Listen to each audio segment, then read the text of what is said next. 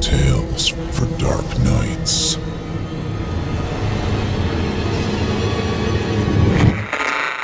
Want to make sure you never miss a Chilling Tales for Dark Nights video again?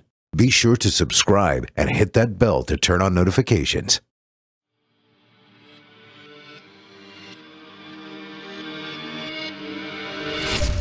Welcome, dear listener, to Fear from the Heartland. I'm your host, Paul J. McSorley. Set aside some moments now and take an adventurous ride on a journey into the psyche of some talented writers. They will dig into your being and titillate you. Oh, I love that word, titillate. While the stories may not all take place in the Heartland, I am delivering them to you from the Heartland. My intention is to strike fear and confusion into the mind, soul, and yes, the heart. This is Fear from the Heartland.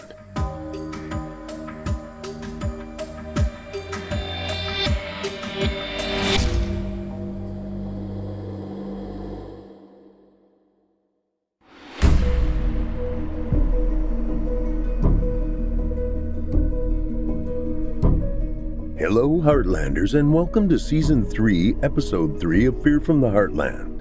I'm your host, Paul J. McSorley. Hey, Heartlanders, you guys patrons yet? Visit simplyscarypodcast.com and click Patrons in the upper menu to join the club. You'll get ad-free versions of this and all our other podcasts, including hundreds of standalone releases from our audio archives dating back to 2012. It's a great way to show your support, and you get a whole lot for it.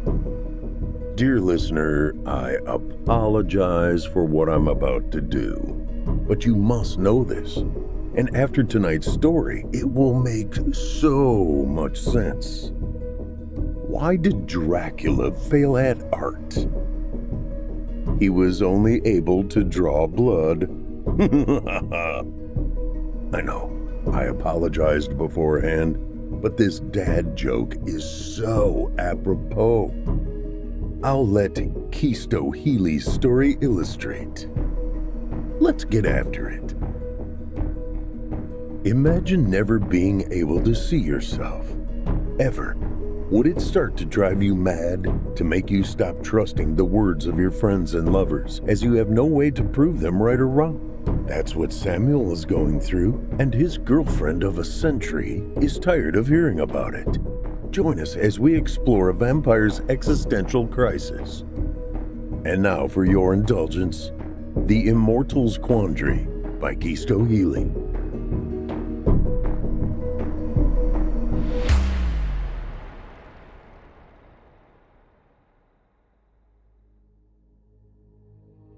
A tall, well-built man stood in a lavishly decorated Victorian-style living room, staring into a full-length mirror with an ornate golden frame. There was nothing reflected, no image in the glass looking back at him, nothing but the shimmer that the overhead light cast upon the pane. "It might as well be a window," he said, his voice laced with frustration. "It shows me nothing but clear, empty glass. It is an entirely useless piece of furniture, trash that hangs upon our wall. What is the purpose? It's not even so much a decoration. It should shatter into so many pieces. I should take it outside and throw it directly into the dumpster with the rest of society's useless garbage. Every time I lay eyes on it, the sight of it angers me. It taunts me, a cruel trick to play on myself, and for what?" Nearby, a thick-bodied, voluptuous woman with an enormous wave of blonde hair and two big golden hoop earrings rolled her eyes. "Why does this suddenly matter so much to you, Samuel?" she said through red-painted lips. "None of us have reflections. That's just how it goes. And a window would show through to what's on the other side. That's a dumb comparison. You can't see through the mirror. You would think maybe lacking a reflection would tame your ego and lessen your vanity to a degree, but it seems not." Samuel rubbed at his face with his hands, feeling the features, tracing the point of his nose with his fingertips, that sharpness of his cheekbones. He was like the blind, trying to discern the features of a face by touch alone. This is not about vanity, you irritating cow. This is about life, about purpose, the reason for being, existence, everything. It matters, Luann, because I can't see myself. Who am I then, really? I don't even know what I look like. Am I just supposed to take your word for it? How can I be vain without an identity? The eyes are the windows to the soul, and I can't see my own, Luann. I'm blind to my own self. If you took a minute to actually think about things, you would realize that you are in the same boat, and it would be equally disturbing, but you are too simple for that. Luann glared at him. Her own anger contorted her delicate features, making them seem harder. It brought out the edges in her rounded face. Simple? Because I choose not to focus on things I cannot change? Because I don't want to sit around like you and wallow about the things that have always been this way?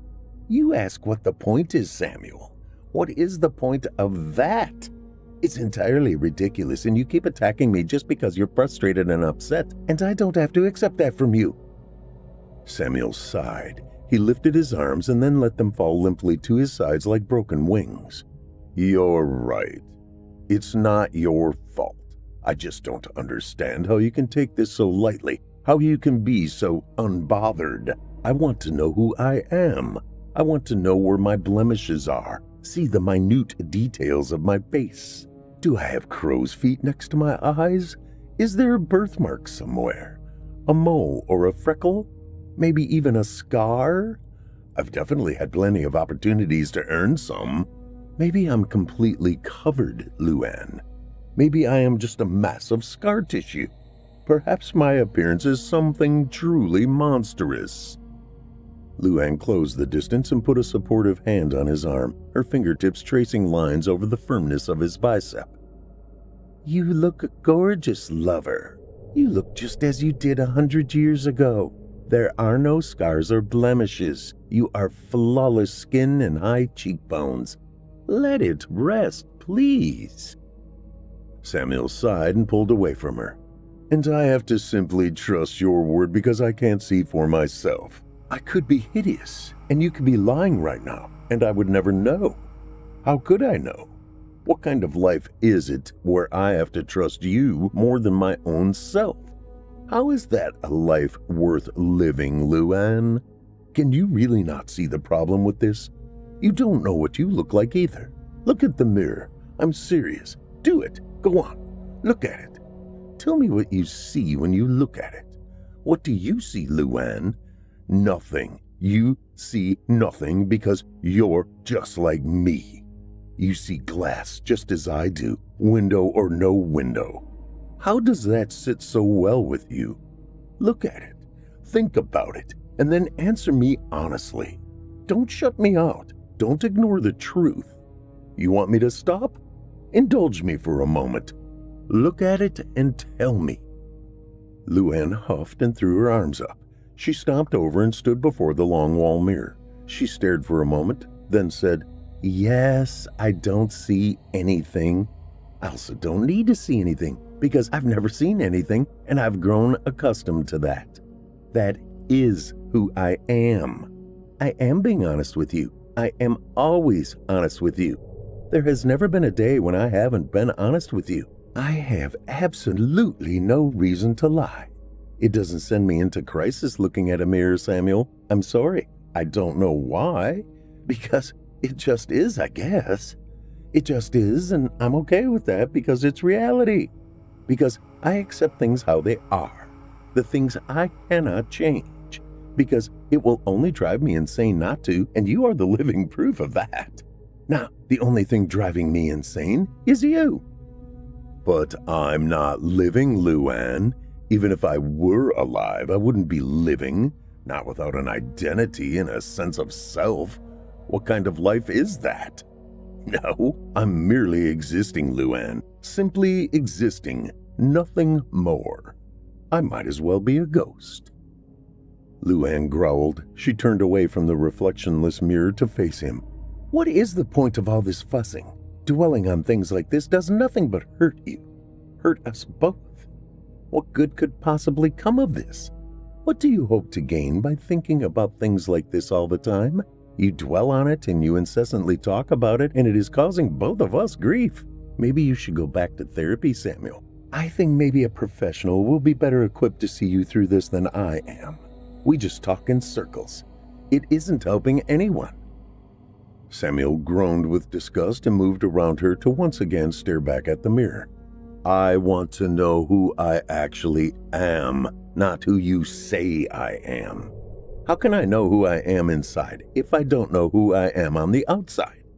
They coincide, don't they? Can you have one without the other? Not truly.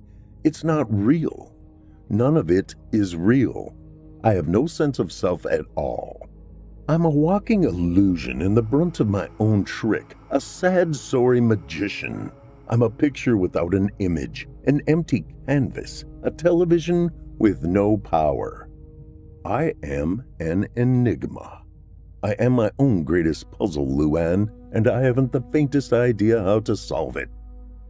Luann cussed under her breath. She whirled to face him. She was trembling with her growing rage now.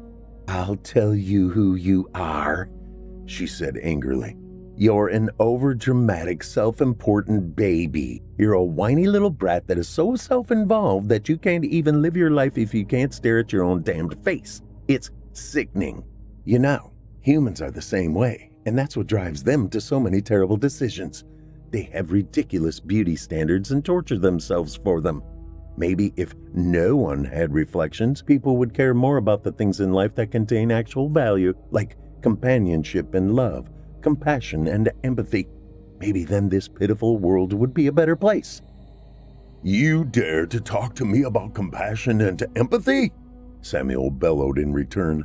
Where is my compassion? Where is my empathy? Are you nothing more than a hypocrite? Self-important. You call me self-important? I don't even have a self, he yelled as she stormed out of the room and slammed the door behind her. How can I be self-important without a self? Sighing, Samuel sat down in a nearby chair. It was a red velvet smoking chair acquired from a lounge where Luann used to sing a long time ago, a time when he had more vitality and they both had more hunger. The lounge provided a means to satiate their appetites. So, are you going to lock yourself in the bedroom now? Is that today's game? He called to her. Are you a helpless abuse victim because your 300-year-old boyfriend is having an existential crisis? Why don't you call one of your girlfriends while you're in there and tell them how awful I am? I'm suffering, Luann. I'm suffering and you don't give a shit. You find my pain too much of a bother. Admit it. I mean nothing to you anymore. If anyone is awful here, it's you. Fine, she called back through the door from the other room. I'm awful and terrible. That's fine with me at this point. Just shut up. Please, I can't listen to any more of this. I tried to empathize. I tried to understand. I tried to be supportive. It got me nowhere. It never gets me anywhere. You are just impossible, so I give up. Just internalize it so I can get through the day with less of a headache. Samuel gave a humorless laugh. You toot your own horn more than you should, woman. You are horribly insensitive. I'm sorry that I can't get over this so quickly and be the man you wish me to be. If I could just blink and the pain would be gone, I would do that. Don't you think I would do that? But I can't. How am I supposed to get over this when it's always there? It never changes, never goes away. Like you said yourself just a minute ago, it just is. It always is. There is no remedy, no solution.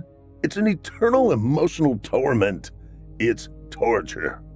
This is the true curse of being a vampire. It's horrible, Luann. There was a crash like she threw something against the wall in the other room. Oh my God, Samuel. So is living with you. It literally is. It is an eternal fucking torment. It never ends. We're immortal, and you just complain and cry and philosophize, and it's a vicious cycle that never changes and never ends. Can you please just give me a minute of goddamned quiet? I can't take this anymore. I really can't. You can't take anymore? You can't? Yes.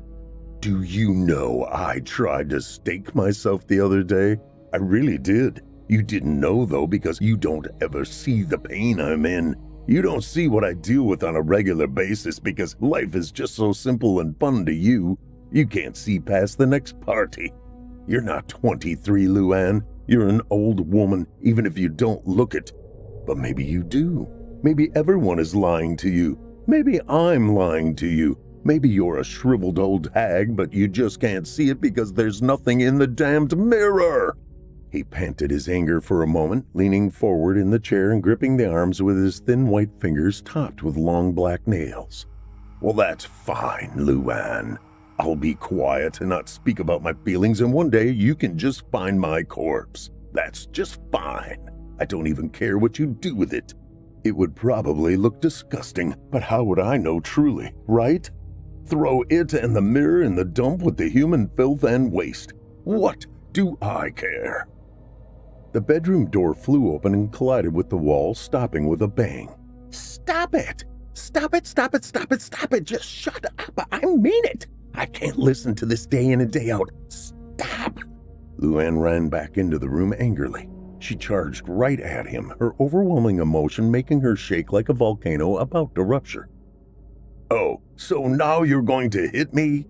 He said, looking up at her with doe eyes. I suppose this is your idea of empathy and compassion. Maybe we have different definitions of those words. Which one of us is the selfish one, really? I think you really need to ask yourself, Luann. Sit and marinate in that for a bit. Reflect on this moment and try to see yourself clearly. That, after all, is the whole problem, isn't it? Are you being serious right now? You are such an infuriating person. It doesn't matter what you look like on the outside, Samuel, because your inside is ugly. It's downright repulsive. You're an awful person. I'm about to ghost you like your reflection, and then if you do get up the guts to kill yourself, it won't be me finding the body. Maybe no one will, and you will just stay right here and rot. And then your outside finally will truly match your inside. Beautiful. Well, that's a lovely thing to say. Thank you. You're a true charmer. And trying to guilt me with your suicide is better? Please. I'm over this. I'm over you. I just can't do it anymore. We tired of each other years ago, and you know it as well as I do. We aren't together because we care about each other, and you know it. So let's stop pretending. We were together all this time because we didn't want to be alone. That's it. That's the plain and simple truth of it. It was a life of convenience, a relationship built on the curse of the meaningless existence of immortality you so loathe. Samuel looked up at her, hope twinkling in his eye now. So you admit it is meaningless, yet you don't believe the lack of meaning is tied to the lack of an image. It is just more proof that nothing is real. Everything we know of ourselves comes from someone else. It is all conjecture. Everything is subjective. How could being immortal be anything but a curse if you have no idea who you even are? If you have no purpose, nothing to live for. You're painfully redundant, Samuel. I don't care if that has to do with your reflection or not. I care about not listening to it anymore, period. Samuel watched her leave and jumped when she slammed the door. He continued talking to her as if she was still there. Self-important. Ha! Self should be important. If you don't have yourself, you have nothing. It is something that humans are always concerned with. Why should I not be the same? We're supposed to be superior to them. We shouldn't be forbidden to do things that come naturally to lesser beings. Is it forbidden for our kind to search for the truth of our own identity? Maybe we never get to have a coming-of-age story because we never come of age. Have you thought about that? I doubt it because you don't bother to think about anything. You are so thick and so hollow. I suppose that makes you lucky. It is the people that are like you that succeed in this life, or whatever you choose to call it. The people who fail to look deeper into anything, who just coast on by without a care. Is that how our kind is supposed to be? Is that what was intended for me? Do I suffer simply because I am a deeper, more intricate person? People like us just go on endlessly. However, they were the moment they became eternal. It is exhausting, this tireless life. Can you find irony in that? I'm glad you're gone. Stay gone. I don't care. Samuel dragged himself to his feet. He shuffled to the bathroom in somnambulistic fashion and turned on the shower. Then he stripped down as the steam began to rise like smoke drifting from the clawfoot bathtub. Mindlessly, Samuel stepped into the hot water. He looked out at his arms, his legs, the parts of him that he was able to see, his belly and genitals. It felt like possession, taking someone else over and looking through their eyes. None of it felt like this. Samuel spoke out loud over the incessant patter of the beating water. Whose arms and legs are these really? They belong to me, I suppose, but who am I? I can look down at this chest, this stomach, this member that stopped being able to create life centuries ago. None of it means anything without a face. Without a face, it could belong to anyone, a robot even, a machine. He was crying now, his tears racing the rivulets of shower water down his pale flesh, falling from the face he couldn't see. The face is what makes it all belong, makes it real unique, its own.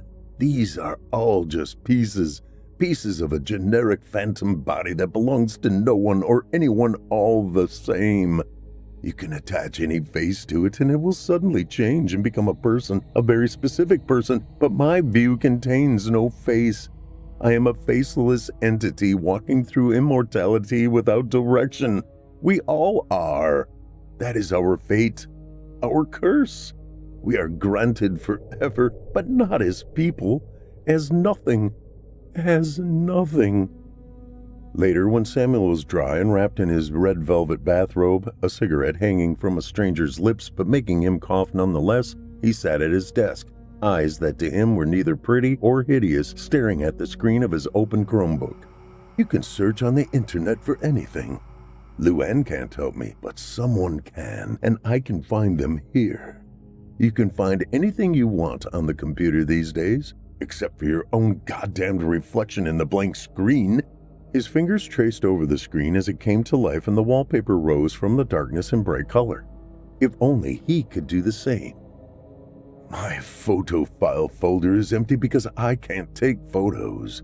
Selfies are images of an empty room. There's nothing to show me to myself, no medium with which to see my true guise. I can photograph the room, the humans that pretend not to be afraid of me, the food on my plate, but never myself. Not even the hands and feet I can see in the shower. Pictures come out without me in them, and that's not supposed to bother me? My memories can't be preserved, my special moments held on to. Yet I get to see everyone else that was there, not others with me like Luann, but I get to see the frozen moment in time for all the strangers, the humans, the people that meant nothing and bring nothing to my life. I get to see them getting what I can never have. Samuel looked over at a bra draped across the bedpost behind him and he snarled, How can she live with that so easily? Something is wrong with her, not me. Then he looked back at the screen and his eyes lit up. His mouth fell open. He wondered what it all looked like. There was a profile on the screen that called to him, and now he would return the favor. Ah, you're perfect, he said to the person on his screen, staring back at him unknowingly. You have such elegant style. It's exquisite, real, beautiful, and tragic all the same.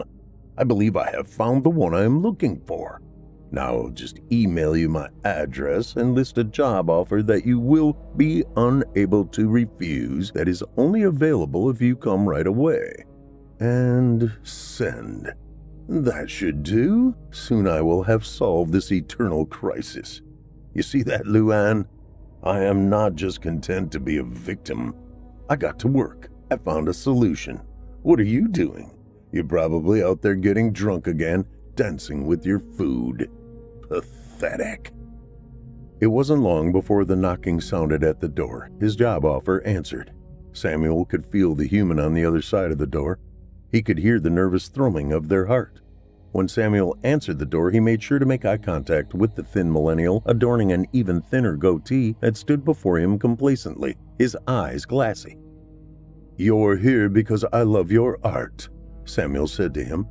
The young man just stared back, his gaze blank and his body motionless, though the heart in his chest continued to pound. "You are going to use that art to be my personal mirror. You will provide me with the one thing that God's curse has stolen from me, a reflection. This is not negotiable. This is just the way. You will live here now and you will only paint, and paint what I tell you, nothing else. I will allow you breaks to eat and sleep and have sex if I'm in the mood, but you will only do so when I condone it, as they are only being afforded to you as a means of survival so that you may continue painting. Not if you understand." The young man made his first movement since his arrival, just the slight bob of his head. "Good," Samuel told him. "You belong to me now, mirror. Welcome home." Later that day, Samuel watched the glassy-eyed young man put his brush down and then push his seat back with a loud screech. Samuel smiled and suddenly wished he had for the painting the man had just done. He wondered what his smile looked like. Was it awkward? Did it fit his face? Were his teeth straight? Unconsciously, he reached up and touched them, running his fingertips over the ivory. Samuel stood with a stretch, his robe hanging open and his nakedness showing. There was no reason to hide himself from his current company. Humans wouldn't hide from their own mirror, would they?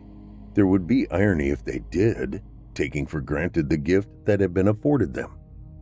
"You have done as you were told without question or complaint. You have done well," Samuel said to the painter, who sat up straight 3 feet behind his easel, his hands on his lap and his brown eyes staring blankly forward. "You may rest for a moment. Now that you have finished your first canvas, I want to look at it, to take it in, to see what the photos erase." Samuel walked over and looked at the painting standing idly by on the wooden easel. "You did a wonderful job, mirror. There is so much detail. I made the right choice when I selected you for this position. I feel quite pleased, my young painter. Quite pleased indeed. Go, eat or sleep or wash yourself. I don't care what you do as long as you don't leave. You are forbidden to leave, and if you try to, I will hang you on the wall where the other mirror currently resides." The painter stood, his arms falling from his lap to hang limply at his sides. He walked into the bedroom where he climbed onto the bed and laid there flat on his back, empty eyes staring at the ceiling. Samuel growled at the furious beating of the man's heart that thrummed in his ears and screamed to his blood. He wished the organ would settle down. Why was it so stubborn and unwilling to comply like the rest of the fellow was? It made it hard for Samuel to concentrate and appreciate the art he held in his hands. Maybe if he bled the man just a little, it wouldn't be quite so loud.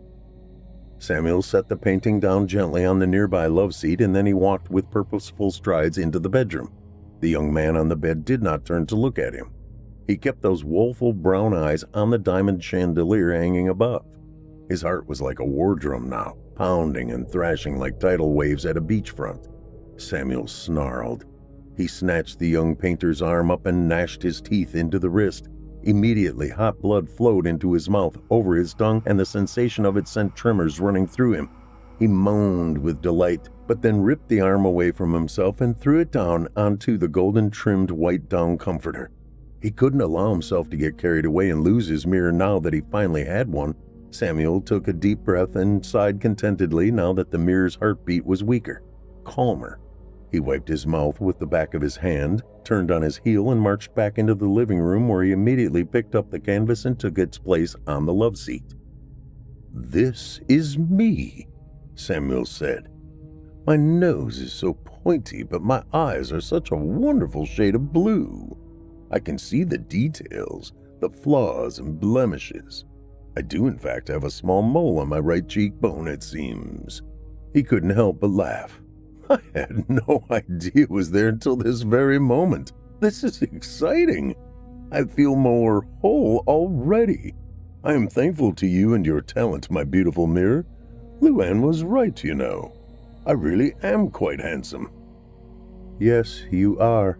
The voice came from the man laying atop Samuel's bed, despite his eyes being glued to the sparkling fixture dangling from the cathedral-style ceiling and his body remaining as motionless as a corpse.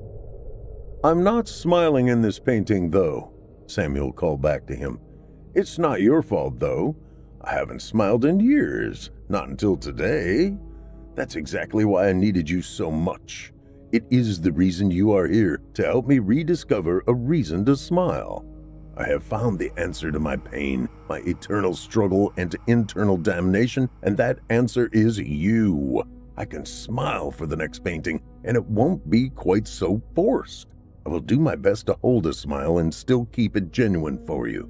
Paint me looking content. Your break is over, mirror." "Okay." At once, the painter rose like the movie portrayal of a vampire awakening from coffin sleep. He sat straight up.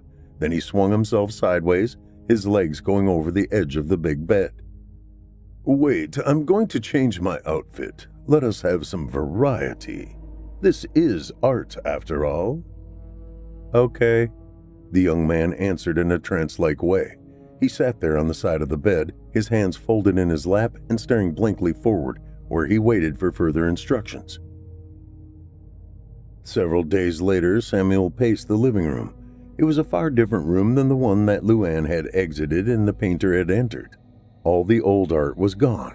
The useless wall-length mirror was gone. Everything was covered in paintings and drawings, charcoals and pencils. Sketches of Samuel's face in a multitude of expressions and outfits stared back at him from every wall. The bedroom, bathroom, and kitchen were no different. Samuel stopped his pacing and stood before the pallid young man known only as Mirror for months now, who sat on the couch as per usual, his hands in his lap, his deep sunken brown eyes staring aimlessly out over gaunt cheeks. Samuel had been forced to bleed him little by little over time in order to contain the impulse to devour the boy completely. It was the only way to quiet his terrified, thrashing heart. At this rate, even with food and sleep, the mirror was going to break and Samuel would be cast back to stage 1. "When you first came here, it was very exciting to me. It was the missing piece to my puzzle, until it wasn't," Samuel said to the painter seated before him.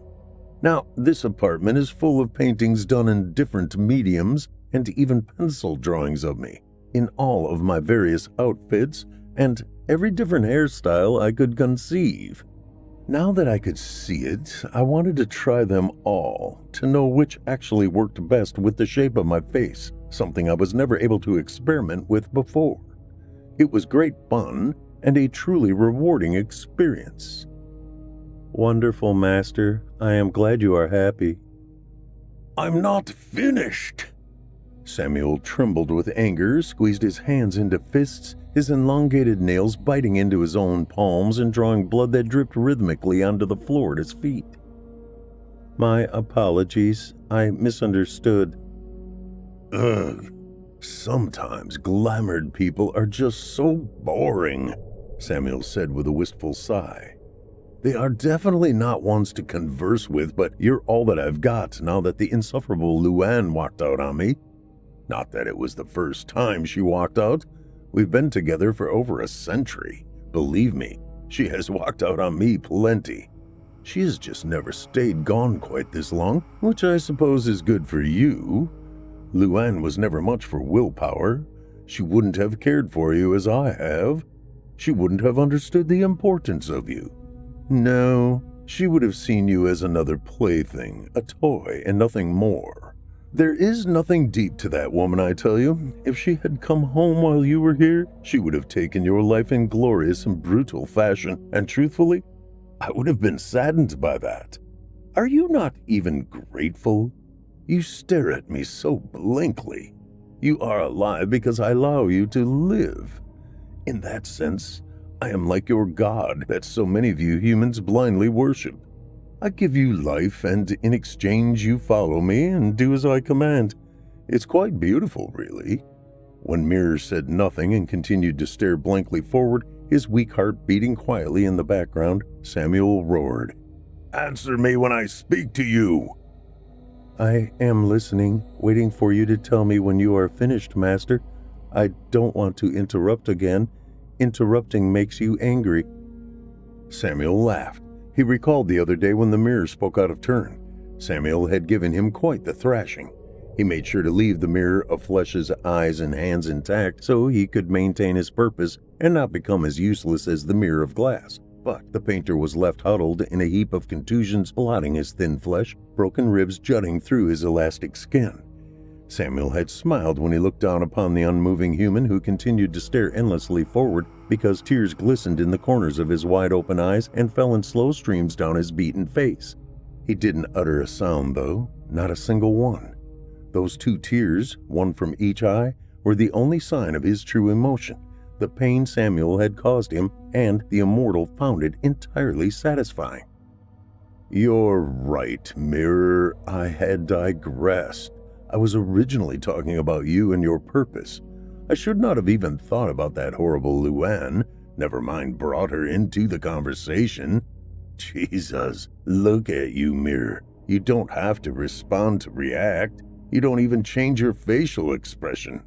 It's really terribly pathetic. Awful. Simply awful. Sometimes I think you are less alive than the glass mirror I disposed of. That's a sad concept, isn't it?" "I'm sorry." Mirror spoke without ever moving or changing expression, even still. "Forget it. I'm getting sidetracked again. It seems I'm just emotional today," Samuel told him. "But that brings me back to my point, Mirror. I've changed my appearance again and again and had your eyes and hands create my reflection each and every time. Your skill never wavered. That is for certain. Yet it still becomes less and less fulfilling. The answer to my problem became less and less the answer to my problem. Now I feel as empty, sad, and plagued as I had when I first hired you, and that is troublesome, dear Mirror." "I'm sorry," the motionless, expressionless Mirror said again, though the single tears appeared at the corners of his sunken brown eyes once more. "Well, I mean, the art helped. It definitely did. I was completely lost before you answered that email and showed up at my door. Your paintings and such told me what I looked like. It masterfully did what the mirror never was able to, and it put a face to the body I saw each day in the shower. I became a person finally, a reality, something more than an idea with a voice, something more than simply floating appendages that did what I willed them to do, no different than you do now. There is nothing alive about you. There was nothing aliver about me before you." "I'm sorry." "I'm trying to say something. Will you please let me finish? You said you didn't want to interrupt. Please don't make me beat you again." "Yes, Master." Samuel took a deep breath and let it out slowly. "Your art showed me what Luann saw every day she was here, what her eyes took in when she was with me, but even still, it nagged at me that none of it told me who I really was. Do you know what I mean?" Silence. Samuel smiled. "Good, don't actually answer that. It's rhetorical.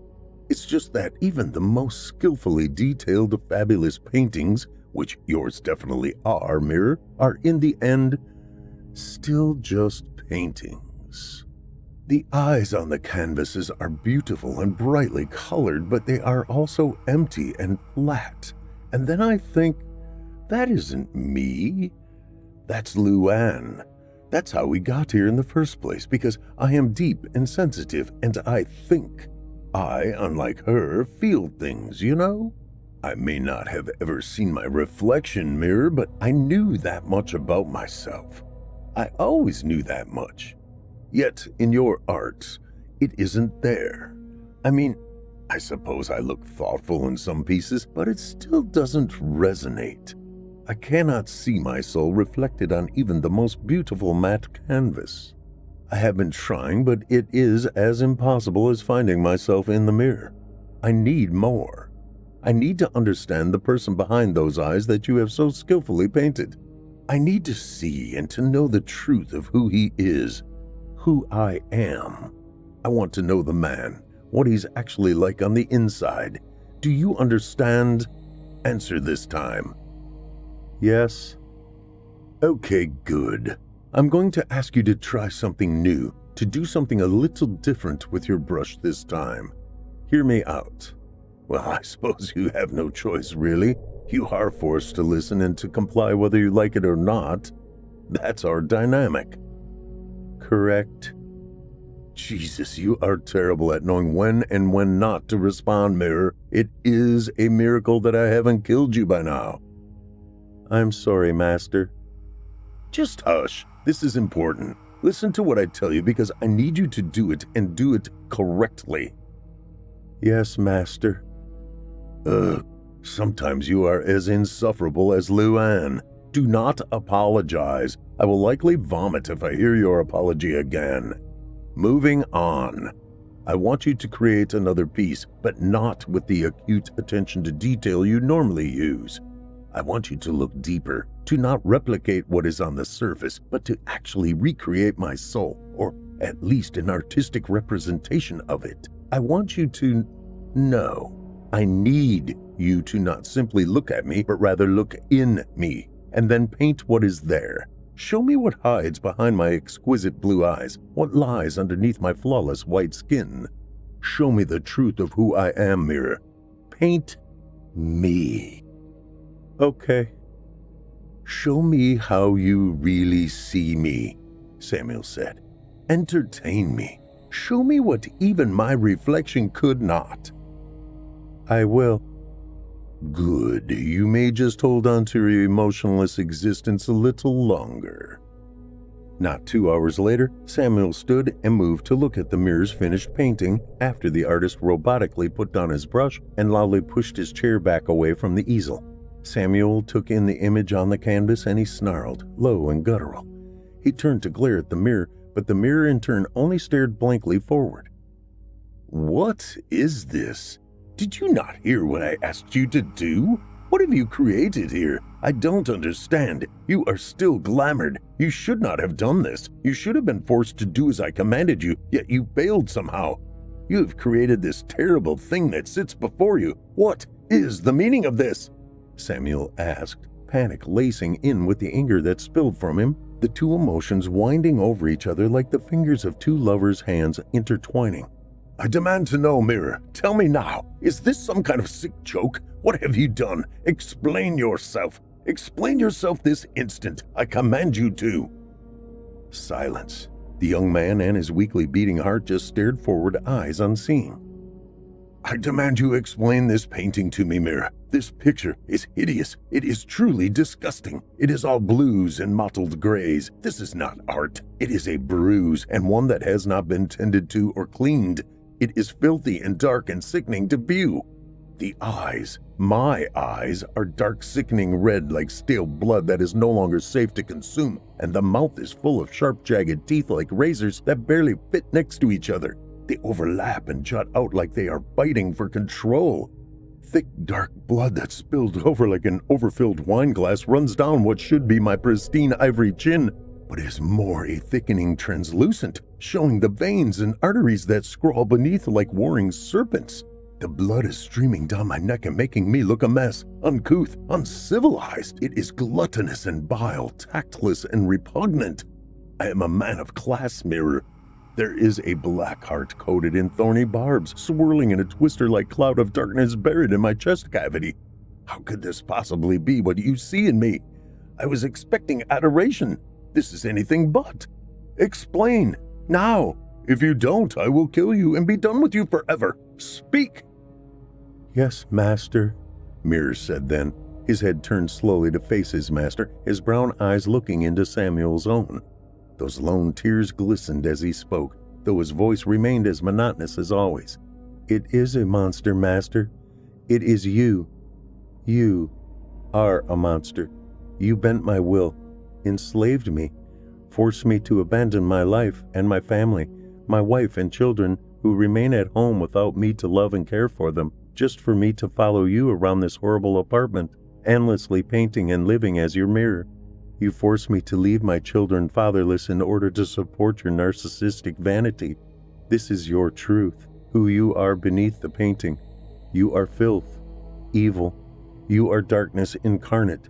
See yourself clearly for the first time." Samuel roared with unbridled fury. He lashed out with lightning speed and slashed the man's throat with a single elongated fingernail.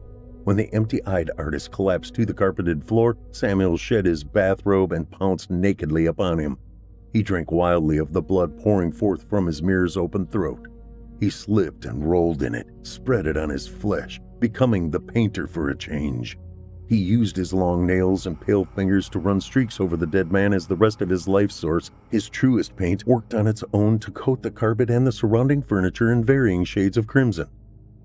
"Allow me to soak my fingers in this red substance and with hard strokes spray these lying walls and this useless goddamned mirror. It is to be the artist's final masterpiece, to become the paint that spoils and ruins so much previous work, that renders your art as useless and worthless as you are. It is a fitting way to explain what bringing you here was like, to capture the boiling blood within my veins and the betrayal in my heart." Samuel, naked and coated in streaks of red, bounded to his feet. He scooped handfuls of blood from the unseeing mirror's empty throat, and he hurried through the apartment, slashing streaks over each and every canvas, each piece of paper, each pointless piece of terrible, useless art. He went back for more blood, over and over, until his project was complete and everything had been painted by him and only him. When the deed was finished, so was the apartment, it seemed, but it meant nothing. "None of it means anything," he panted as he sat in the remaining stickiness that pooled below his broken mirror and pleasured himself. "I know that I can get new things, better things even. Money has never been an obstacle. I can compel anyone into doing what I require of them. I can glamour them just as I did you. They will simply give me whatever I desire, but none of them could give me what I've needed the most: purpose. They would fail me, just as you have, simply serving to satiate a temporary craving, subside hunger momentarily. At least your art had graced me with the gift of truth, even if it cost you your miserably insignificant life. It is, in fact, something for me to reflect upon in the coming days. So for that mirror, I thank you." When Samuel was done with himself, he wiped his hand on the mirror's dead face and leaned over to kiss his forehead. "The lack of reflection wasn't a curse," Samuel spoke when he realized. "Maybe this is what Luann was trying to tell me, and she was deeper than I had credited her for.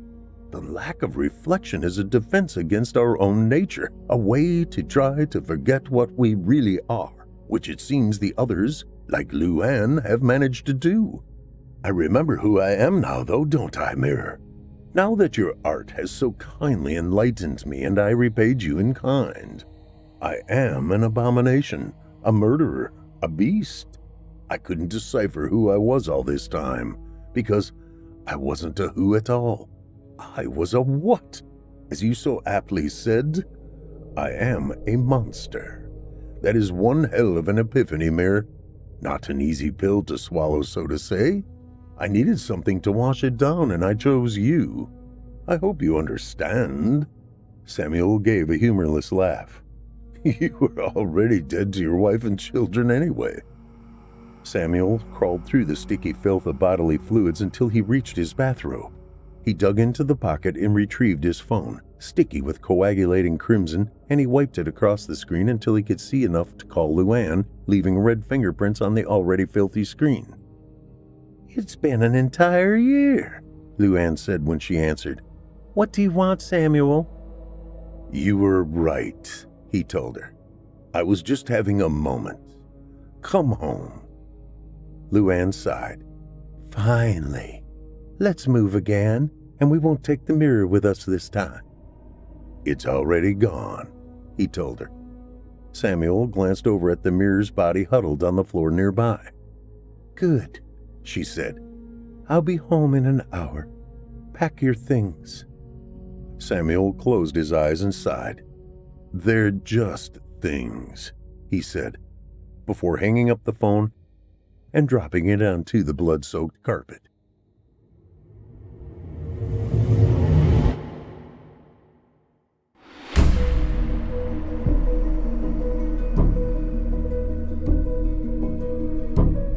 Hope you enjoyed tonight's story, The Immortals Quandary by Chisto Healy. Author of twisted horror tales, as well as innovative science fiction and epic fantasy stories, Chisto is a genre author with an unstoppable imagination who writes 7 days a week and tries to write at least one story or chapter every single day. It's his biggest passion. The only thing that means as much as his writing is being a dad to his awesome kids. He also dabbles in art and music and being an interesting person. You can find out more about Chisto Healy by visiting chistohealy.blogspot.com. That's chistohealy.blogspot.com.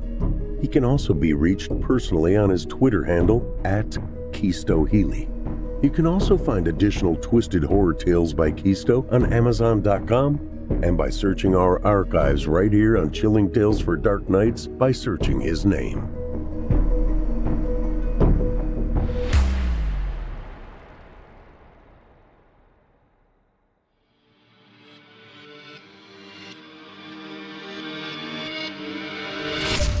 If you enjoyed tonight's story, hosted by yours truly, Paul J. McSorley, you can search my name on Chilling Tales for Dark Nights on YouTube for additional previous stories. If you'd like to hear more lengthy tales, be sure to take a look at my audiobooks. Available now on audible.com or just visit paulsbooks.net. That's PAULSBOOKS.net. You can also find me personally on Facebook and Twitter. And with that, listeners, our weekly journey into the psyche has just about come to a close. But before we go, I'd like to take a moment to thank you for joining us for tonight's episode and remind you to take a moment to stop by our iTunes page and leave Chilling Tales for Dark Nights a 5-star review and a kind word. And follow us on Facebook, Twitter, and Instagram if you haven't already. And while you're at it, please remember to stop by our Apple Podcast page or wherever else you listen to your favorite podcasts and subscribe. The charts are based on subscriptions, not listens. So if you haven't subscribed yet, I'd really appreciate it. I'm your host for Fear from the Heartland, Paul J. McSorley. I've enjoyed the titillation tonight. Ooh, there's that word again. Thank you for joining me. Hope to see you again next week at Fear from the Heartland.